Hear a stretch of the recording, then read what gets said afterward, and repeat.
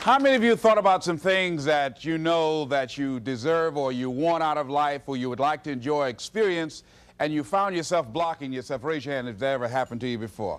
All right, very good. Here's what I want you to do. Shake somebody's hand on your right and your left, and here's what I want you to say. Whatever you're seeking, it's seeking you. It's seeking you. You can have it. You can have it. Give yourselves a round of applause, all right?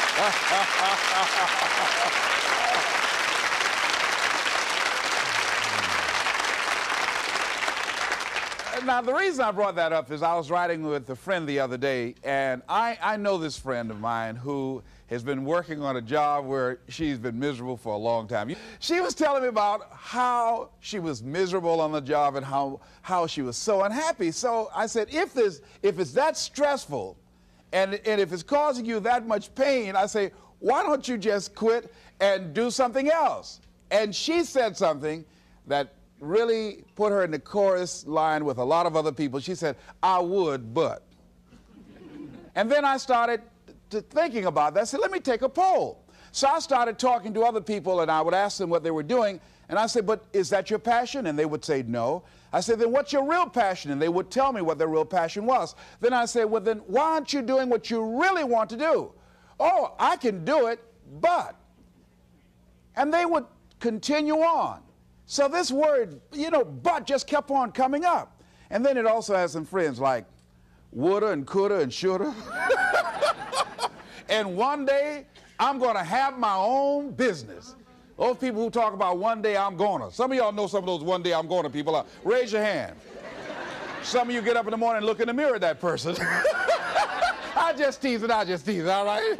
So how is it that many times we block ourselves and we use these words almost like we're in a trance, like we're sleepwalking through life, that we find ways to cancel out our dreams? And I think that but is a dream killer, that a lot of things that we want to do, a lot of places we would like to go, a lot of things we would like to experience, and we just stop at but, and we build a case. In fact, I was reading something the other day that talked about but. It says, but is an argument for our limitations. And when we argue for our limitations, we get to keep them. See, but will cause you to procrastinate. But will cause you to hide out behind fear. But will cause you to come up with all type of excuses that you can validate your inaction and not acting on your dream. And right now, more than ever, people need to look for ways to live their dream. People need to look for ways to make it on their own. There is no such thing as job security. There's no such thing as a storm-proof or tragic-proof life. There are no guarantees today, ladies and gentlemen. The illusion is gone. There was a time when we graduated from high school, you were told, go to college and get out, and you go and work for a corporation for 30 or 40 years, give your gold watch, and you'll retire. Special announcement, that day is gone. That day is gone, never to return again.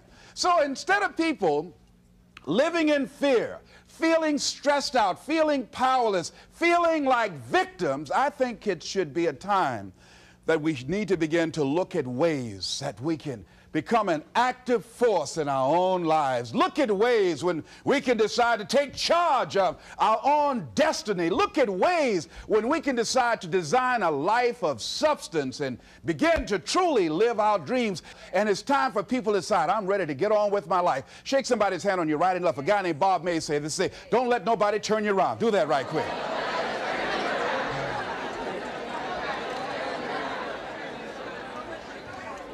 Now, a lot of people say, I'm going to live my life one day when things get right. When I get all my bills paid. When I get my feet on the ground. I say, what have you been walking on? See, there are no problem-free moments. A guy named Dimples had a record one time called, If It Ain't One Thing, It's Another. And I say, if it ain't one thing, it's 12 others. Always something there to build a case on why you can't move on, why you can't grow to the next level, why you can't begin to manifest your greatness, why you can't begin to live life on your terms. Always something there to block you, to keep you where you are, and keep you from beginning to develop your true greatness. Always some fear. How do we handle it? And I'm saying that if you've been hiding out behind but, if you've been using the fact that you don't have enough money or you don't have the education, take it head on. Go get the education. I was saying to a guy the other day who was saying, I said, how old are you? He says, 47 years old. I said, your sister tell me that you can't read. He said, that's right. I said, why? Well, you know, I didn't go to school. I said, excuse me, how old are you? I'm 47. 47? Yes. And you can't read or write? Yes. Have you ever heard of adult school, adult education? Have you decided that you should learn how to read to begin to expand your world? Why are you using that as a racket? Why don't you decide now that you're going to expand your world, that if other people can learn, you could learn too? Well, it's hard for me. Have you been and sit in a class yet? Have you signed up yet? No, I haven't. See, a lot of people say no, ladies and gentlemen, to things, and they don't even know what they're saying no to. They haven't even challenged themselves. He hasn't even gone to sit into a class and say, teach me how to read. Instead, it's been easier for him to go through life, he thinks, trying to play a whole con game, pretending he knows how to do something that he doesn't know how to do. And you know what? Most of us go through life like that. Most of us go through life pretending that we're satisfied where we are, pretending that everything is okay, pretending that we don't have any special goals or ambitions or desires, when really deep down inside we do really want more. But if you look at our behavior, if you judge based upon what we do, that really will tell you some true stories about people, because you have to judge a tree by the fruit it bears, not the fruit that it talks about. See, a lot of people pretend that they want more out of life, but all you have to do is watch their actions. That will tell you something. So I used to pretend that I wanted to lose weight, but how could you tell I was pretending? Watch me when I have a piece of sweet potato pie.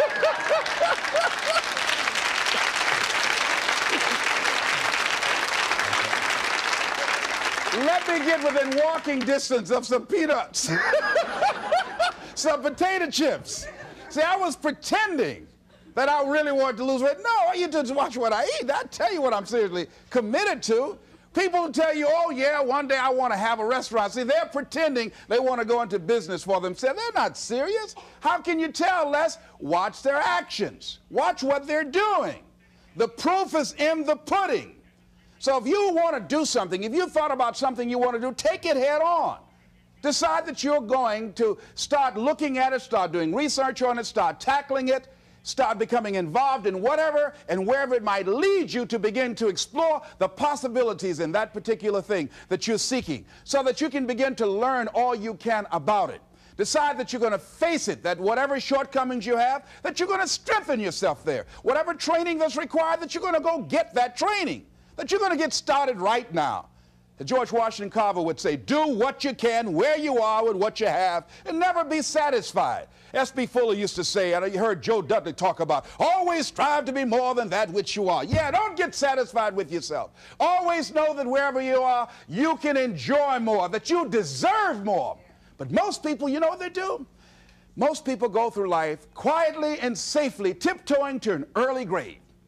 Find out what it is you want, and go after it as if your life depends on it. Why? Because it does. People that have found their passion, people that found the things that they love, people that have found the things that they can pour their lives into, those people live longer. I was in New York and I had to do a seminar at a special church, and a guy by the name of Reverend Johnny Youngblood. And I said, how is it that you were able to build this big housing facility and got all of the various community and religious groups together to have this dwelling for 2,000 residents that were once homeless? How were you able to take on this responsibility? Wasn't it overwhelming? He said, the kind of work I do, he said, it's in me. I've got to live what's in me. And I think that's everybody's desire in life. You got to live what's in you. Life is just too short and unpredictable. But what do we say? But there always be tomorrow. Oh no. There's no guarantees you're going to show up tomorrow. There are a lot of people who were here yesterday that they're not here today. There are a lot of opportunities that were around yesterday. They're not here today.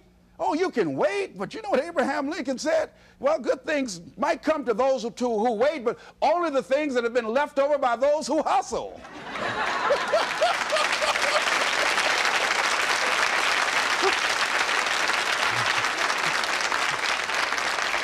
So who want to go through life picking up leftovers?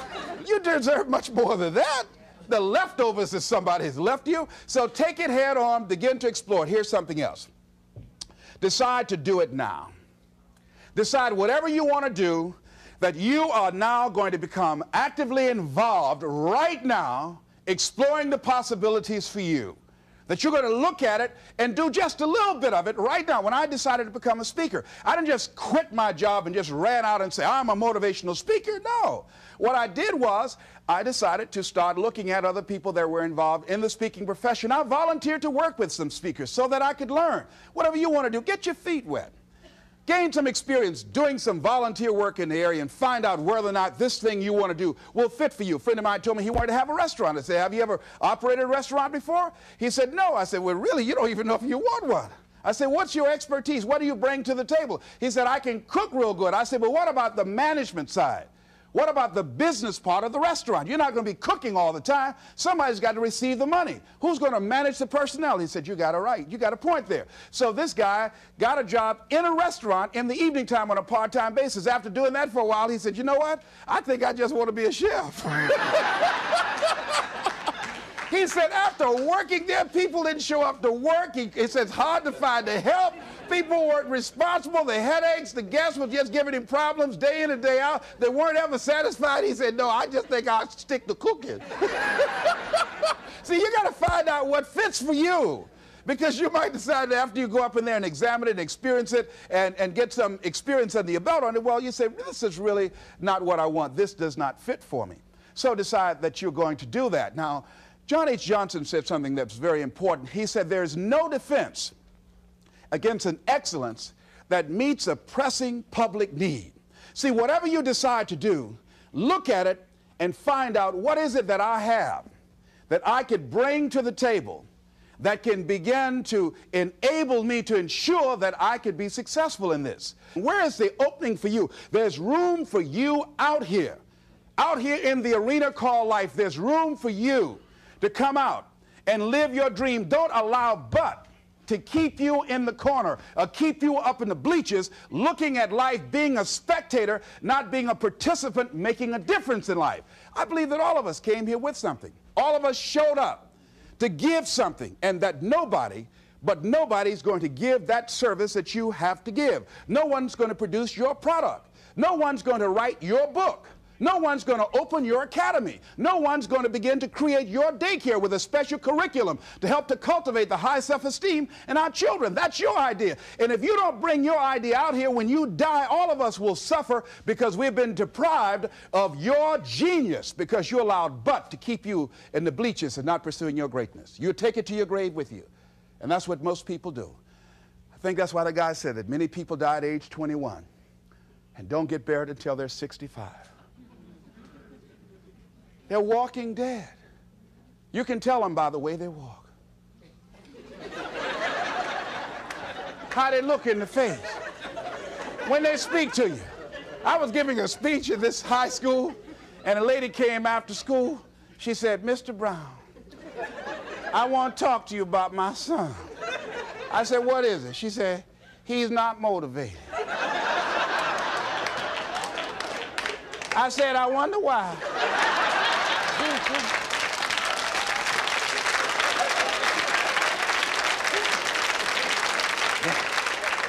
You got to have energy, ladies and gentlemen.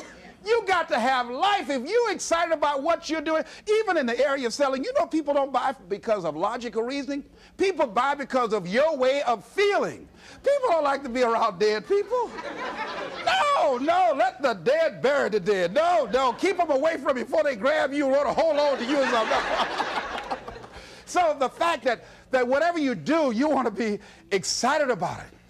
You want to have the kind of excitement that is so contagious that people want to be around you. Because whatever you're doing, whatever you talk to people about, this particular idea that you have, They're looking at you and they want to know, do you believe it? And are you the kind of person they want to be in business with? And if you're not positive, if you're not energetic, if you're not fired up about it, how can you expect anybody else to be fired up about your idea? Am I right? All right, repeat out to me, please. I'm going to be fired up about my dream. I'm going to go at it with everything I got.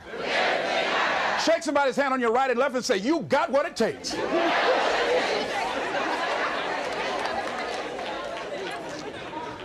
There are a lot of people who say, but I tried once or twice and it didn't work out. And so they use that as an excuse not to ever come out again. Guy said, if at first you don't succeed, you're running about average.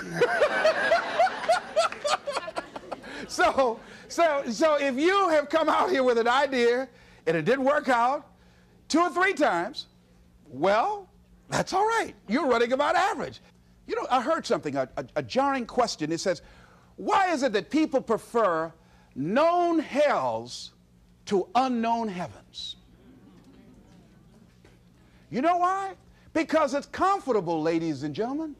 I remember I was in a service once, and I heard Dr. Johnny Coleman give this example. She talked about a man who had been captured behind the enemy lines in a war and was sentenced to be killed or another option.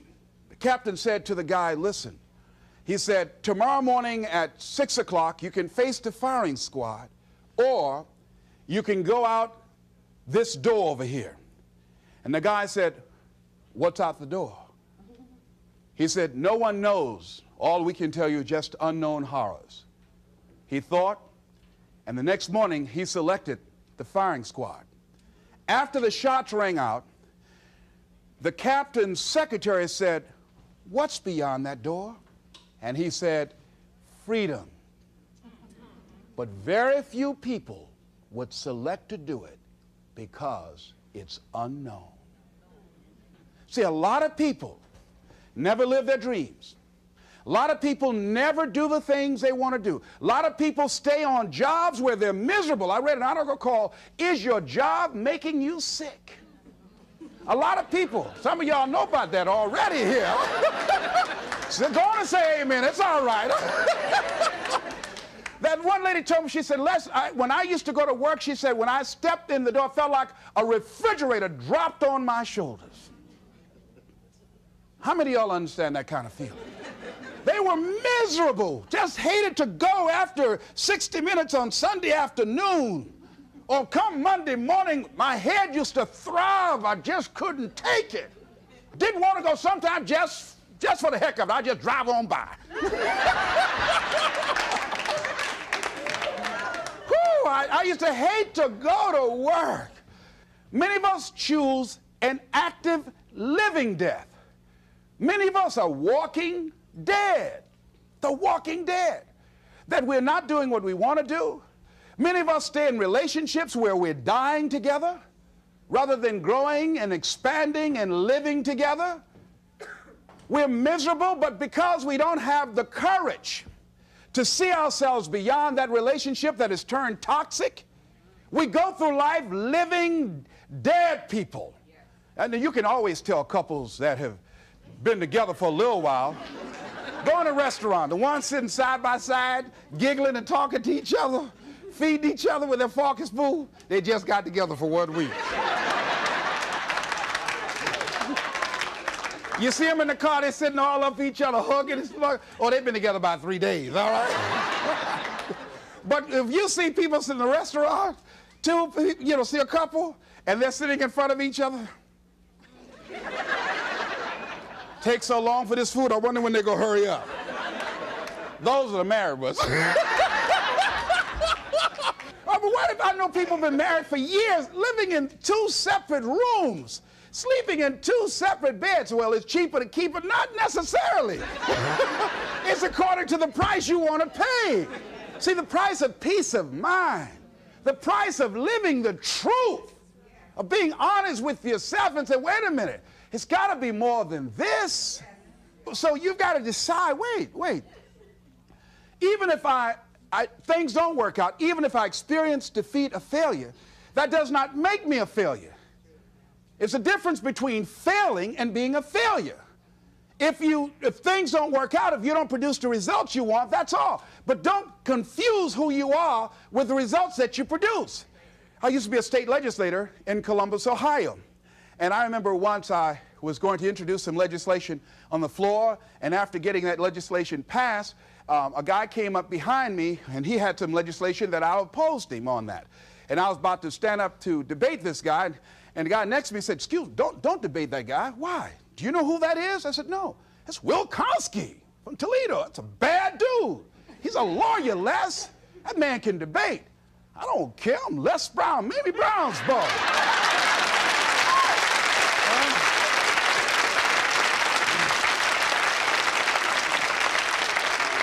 So I raised my hand. "Mr. Speaker," he said, "the gentleman from the 29th House District." I said, "Yes, sir. To tell the gentleman I'd like to take him on.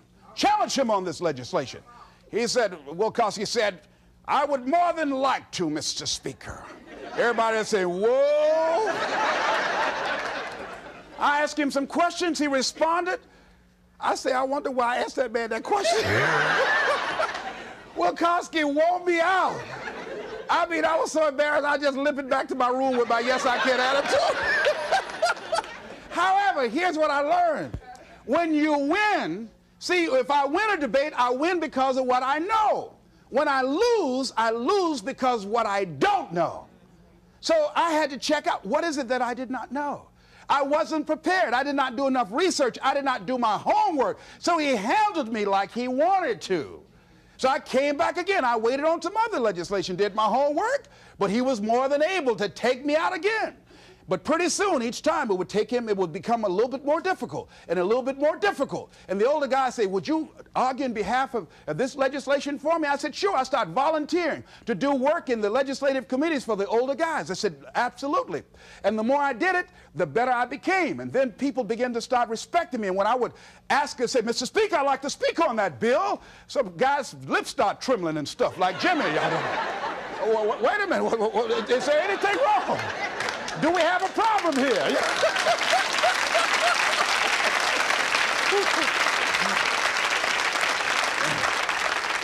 But if I wasn't willing to be humiliated, if I wasn't willing to allow myself to be embarrassed, if I wasn't willing to be debated and defeated, if I wasn't willing to look at it and say, well, I'm just not good as I'm going to be. You know what that lady say? "Lord, I ain't what I want to be, ain't what I'm going to be, but thank God I sure ain't what I was."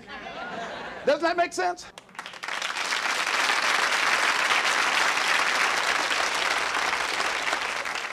See, you want to learn all you can in life. You've got to be willing to experiment.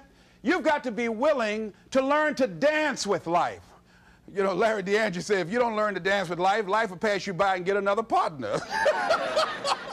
I'm saying you're going to have to dance even if you don't want to.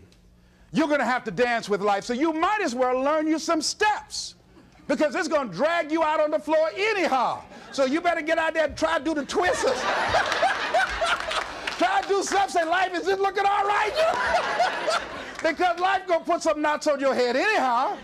I mean, he'll come up in the bleachers and slap you before everybody. That's why? That's called life. No one is immune. Just think, just over a year ago, everybody's talking about Donald Trump. He was a darling of America. The American dream fulfilled. Just over a year ago, less than 2 years. Everything that people were bragging about, this wealthy, invincible American figure. Look what has happened now.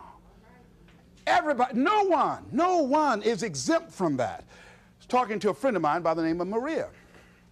And Maria, who was diagnosed as having muscular dystrophy at age 15 and wheelchair bound, figured that enough had happened to her. She was somewhat immune, she felt, unconsciously, from any more accidents or misfortunes in life. Her wheelchair malfunctioned.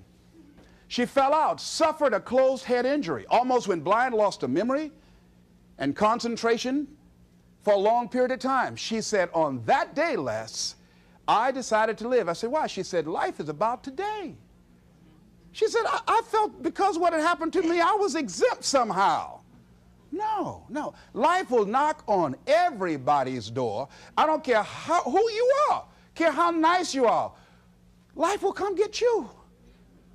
People will dislike you because you're nice. Oh, she thinks she's nice. She's Miss Goody Two-Shoes. People will dislike you because you look better than they do. Because you have more than they do. They'll be envious and make up lies about you and attack you. Be envious of you. Why? I don't know. That's the way they set it up. I don't know. I don't even ask any questions. That's just the way it is. That's the way it is. Handle it. And that's what Maria said. Les, I'm going to live. She said, and they told me I was going to go blind. I said, wait a minute, can you imagine me around a shopping center in a wheelchair and a walking dog too? Oh, no. She said, I'm going to see, Doc. I've got to. And she can see today. That willpower, that determination, very positive, upbeat person. I say, but don't sometimes you feel sorry for yourself and don't you wish you had the capacity to do what other people do? She said, I don't waste my time comparing my condition with other people, one. And she said, people that suffer from a lack of motivation suffer mainly from a lack of self-appreciation. She said, I know that I have value, and the fact that I'm in a wheelchair doesn't make me any less of a human being who can contribute something to life.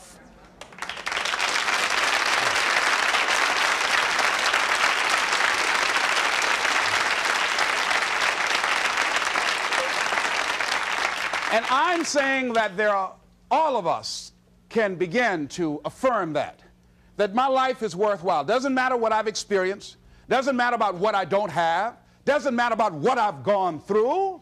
What's important is that where I am right now, that I live life and I experience my life fully.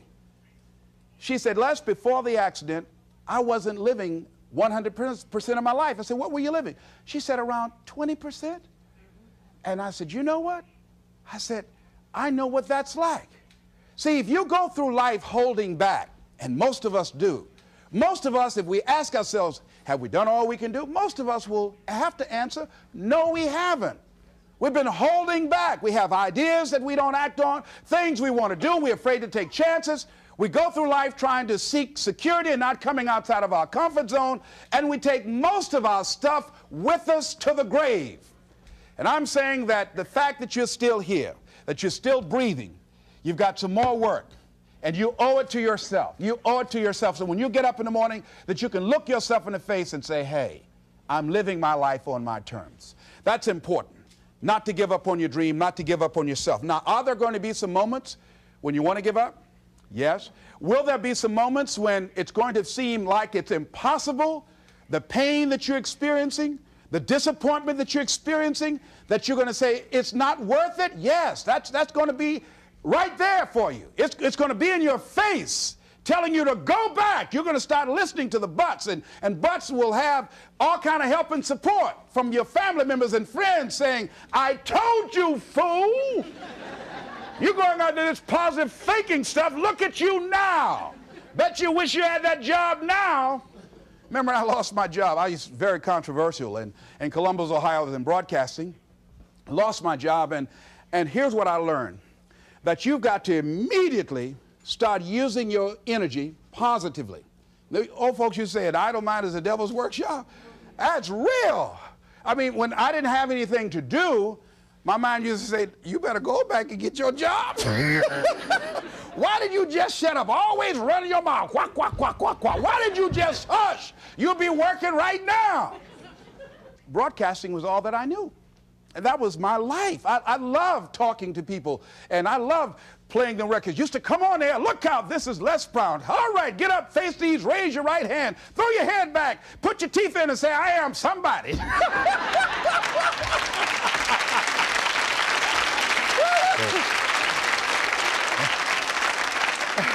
Now, here's what you discover when you're real good at what you do. A lot of people find you to be a threat. They won't hire you. Oh, they want people in there they can control or dominate. So if you're a high-powered person, sometimes that can be a liability for you. So it was difficult for me to get a job in broadcasting. Did not get a job in broadcasting. Had to take another route. Had to begin to use my talents and abilities in another area. Wherever you are right now, I'm saying to you, you've got at least 3 or 4 or 5 talents that you are not even aware of right now. And you'll never be aware of them unless you come outside your comfort zone and challenge yourself to develop your talents and abilities, to see what it is that you might have a knack for, that you haven't discovered as yet. See, most people never discover their true potential or their other talents and abilities because they figure that they're one-dimensional. And they don't try and stretch themselves and learn more. Guys say, he who learns the most earns the most. See, if you start learning more things and finding out and experimenting with your life and finding out what else fits for you, here's what you discover, that as you start working with it, and the more you do it, the more you realize other ideas coming to you, the more creative you can become. And then you say, wait a minute, this comes much more easily than I realized. I've developed a knack and a style for this. See, a guy said to me, he said, if you develop your gift, see, you like to talk, you like people. I said, yeah. He said, if you develop your gifts, he said, your gifts will take you a long ways in life. And ladies and gentlemen, because I decided, so I used to be a jack of all trades and master of none. I tried to do everything. I used to be a disc jockey, state representative, community activist, used to do public relations work, used to promote shows, used to be an MC in a nightclub, used to own a nightclub, the Pink Pussycat in Columbus, Ohio. I did everything, sold insurance, you name it, door-to-door salesman. I did it all. But finally, I decided to focus my energy. I looked at all my talents and abilities. I said, well, I got to just find what's my one thing, what's my trump card, what's the one thing that I do better than I do anything else. I said, well, I like to do a lot of things. I like to promote, I like the MC, I like to talk, I like being a disc jockey, program director, I like being a community activist, I enjoyed being a state legislator, but I had to find one thing, and I found that one thing. I decided I was going to develop myself as a speaker. And I started following other speakers around. I started doing research. I would read about Marcus Garvey, Frederick Douglass, Booker T. Washington, Winston Churchill. The truth is incontrovertible. Malice may attack it, ignorance may deride it, but at the end, there it is. Carlyle, truth crushed to earth, shall rise again. I would follow Dr. Otis Moss. I read what Dr. Martin Luther King said. He's the greatest preacher in the world. I used to follow him. Of Charles Adams out of Detroit, Michigan. Any great speakers, I would follow them and watch them. I'd be in the back just checking them out. Used to watch Billy Graham on television, turn the volume down to watch his hand movements because he's so expressive with his hands. I just became a student of the area that I wanted to become involved in. I would go to the motivational rallies, join the National Speakers Association, and watching all these guys, and then I would work and practice in other areas and developing my own style. Sometimes I would imitate other guys, and eventually what you'll begin to do is that you emerge and develop your own style as you do it and work with and work with and work with and work with it. And I say to you, that is so exciting. People that are working on their dreams and developing themselves, they have a different kind of walk. They have different kind of energy. You can tell in the tempo of their conversation, they walk differently. They have a lot of energy. They have a glow about them. People that aren't working on their dream, see, you can tell in how their movement, their body language, their voice conversation, they're real slow. Hey, I'll just call. I wasn't doing nothing. Thought I'd call you. Well, don't do that over here. They look at a lot of television. What's on? I don't know. I'm just looking. No, no, you got to watch this. You don't want to be like that. You want to actively be involved in creating life and making it exciting for you. See, if you watch the news all day and read what's happening in the newspaper, you'll be scared to come out your house.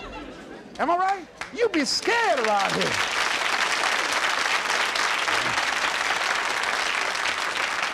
See, you got to keep the little boy and the little girl alive in you. See, most people don't smile. You know that? Just smile. Just smile sometimes. You know, even if you're homely, you look good when you smile. Why good? Isn't that something? Smile at a homely person on your right and left right quick. You know that? Now, if you look over there and they're already smiling, then you are the homely one. I'll just play it. I'm glad to be alive. And so I feel like that. You know, Robert Elliott, who's the head of the cardiology department at the University of Nebraska, he suffered a massive heart attack. He was in the hospital for 3 months, and while there, he reflected on his life after this near-death experience. Because his mother and father, both of them had no history of heart failure, both of them lived to be over 80, and he wrote something. In order to live a long life and be happy, he said, rule number one, don't sweat the small stuff. And rule number 2, it's all small stuff. Isn't that real? That's real.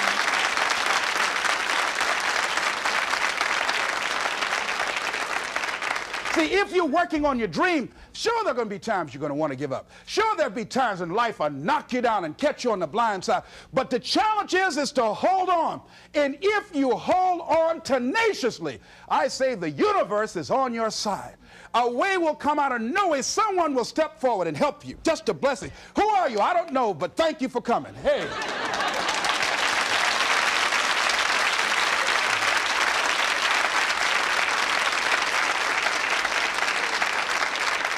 So don't allow the difficult and challenging times to demoralize you. I love to quote this guy, Charles Udall. He said, in life you will always be faced with a series of God-ordained opportunities, brilliantly disguised as problems and challenges.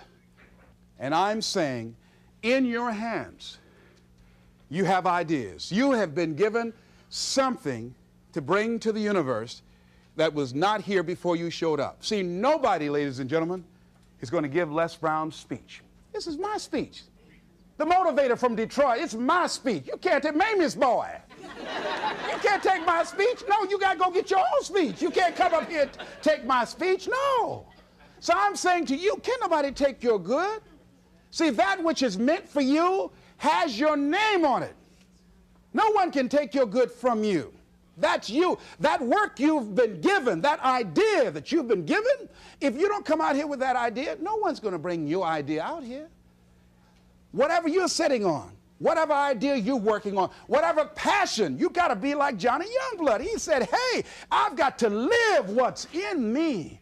And let me tell you, I'm happier than I've ever been in my life. Why? I got peace of mind. You can't even put a price tag on that. I'm doing what I'm supposed to do.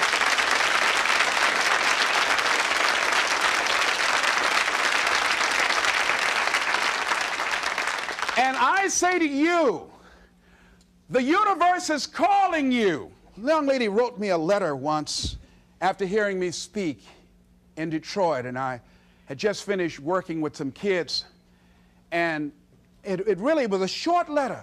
It was a short letter, but powerful.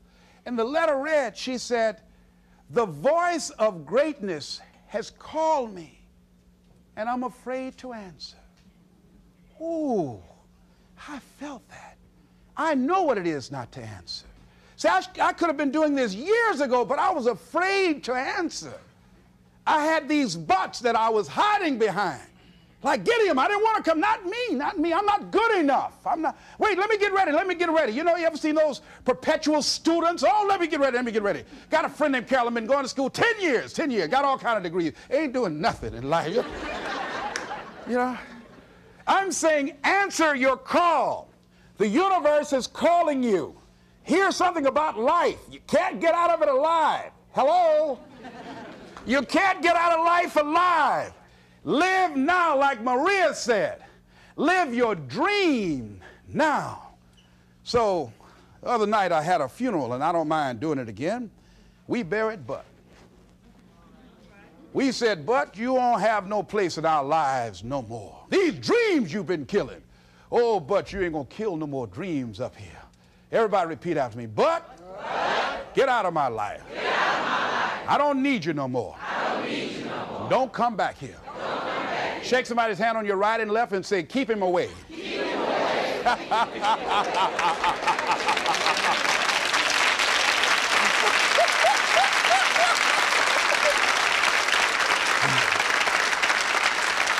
So finally I say, look at your life and decide that my life is beautiful, that my life is meaningful to me. I'm not exactly sure what I want to do, but because my life means so much to me, and there are no guarantees in life, I'm going to live as much as I can each day. I'm going to do what I can where I am right now. And whatever I shared with you, I read a book called It Works If You Work It. That's what Johnny Coleman said. See, if you don't decide to act on your dream, if you don't decide to make a decision to live your life, if you don't decide to step into your fears, if you don't decide to say yes to your life, it will never work for you. The time for just wishing is past.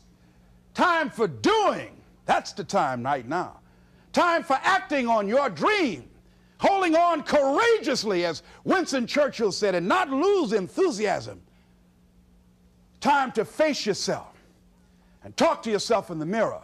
Time to look around and become creative and see what need or service that you can provide with high standards so that people will talk about you being a master at what you do because of the commitment of pride and excellence and high standards that you've set for yourself. It's time for you to look within yourself and decide that I'm in charge of my destiny. I'm in charge here, and I'm not going to allow anybody to turn me around. I am determined that I'm going to make it. And here's something, ladies and gentlemen, when you make it important, it's not a preference, it's not negotiable, it's a must. And when you decide, I'm going to do it, regardless of the opposition, regardless of the difficulties, I'm going to make this happen because it's important to me, I'm saying the universe will yield to you and life will never be the same again. Live your dream. This is Mrs. Mamie Brown's baby boy, Leslie Calvin Brown, saying it's been a plum-pleasing pleasure as well as a privilege. Thank you all here. Thank you very much. Thank you. Thank you.